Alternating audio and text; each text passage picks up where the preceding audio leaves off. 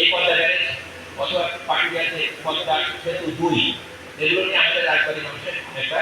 আকাঙ্ক্ষা আগে থেকেই ছিল, প্রত্যাশা ছিল। কিন্তু এই ধরনের সেতু বা পদ্মা সেতু 2 এবং পদ্মা ব্যারেজ যদি হয় তাহলে শুধুমাত্র যে রাজবাড়ীর মানুষের জন্য এটি বড় উপকার কারণ হবে তা না, বরঞ্চ পদ্মা ব্যারেজ বলে পদ্মা ব্যারেজের উপরে একদম আমাদের সীমান্ত পর্যন্ত আন্তর্জাতিক সীমানা পর্যন্ত প্রায় 160 কিলোমিটার জায়গা, এবং এই 160 কিলোমিটার জায়গায় যদি আমরা শীত মৌসুমে বা শুকনো মৌসুমে ব্যারেজ সৃষ্টি করার মাধ্যমে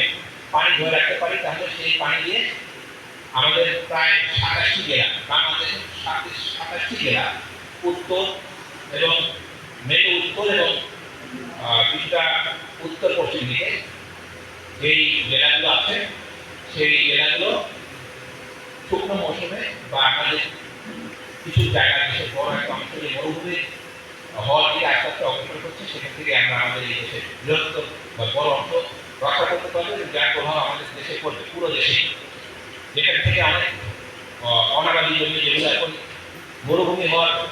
5-10 পৌঁছে গেছে, সেগুলো আস্তে আস্তে চাষের আওতায় চলে আসবে, আমাদের ফলন বেশি হবে। খাদ্য ঘাটতি যদি কখনো থাকে, এখন পর্যন্ত সেটা কিছু নাই, অথবা আমাদের আরো বেশি প্রোডাকশন হবে, আমরা আমাদের অতিরিক্ত শস্য বিদেশে রপ্তানি করতে পারবো, অনেক রকমের সমস্যার সমাধান হবে, আমাদের পরিবেশ ভালো হবে, আমাদের বিভিন্ন জলবায়ু সংক্রান্ত যেগুলো জটিলতা হচ্ছে এই পানির অভাবে সেগুলো দূর হবে। তো এটা নিয়ে এখন বেশি কথা বলতে চাচ্ছি না, এটা ভবিষ্যতে অদূর ভবিষ্যতে রাজধানী জেলা শহরে আমাদের একটা বড় সেমিনার করার পরিকল্পনা আছে, তখন আপনারা শুনবেন।